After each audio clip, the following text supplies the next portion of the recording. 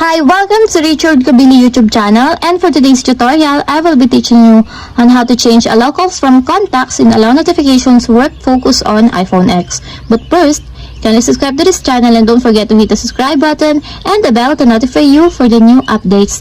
And let's start. Using your iPhone X from your home screen, first go to Settings. Then in the settings, scroll down and click the Focus. Then in the Focus, choose the Work. Then after that, in the work focus, click people under the allow notifications. Then after that, in the notifications, under the allow notifications from, find the allow calls from and click. Then choose the contact person that you want for the allow calls from. For example, you want to choose favorites, then click.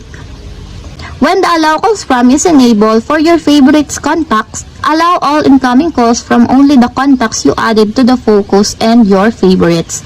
And that's it. We have successfully changed allow calls from contacts in allow notifications work focus on iPhone X. If you have a question, kindly comment down below and don't forget to hit the subscribe button and the bell to notify you for the new updates. And thank you for watching!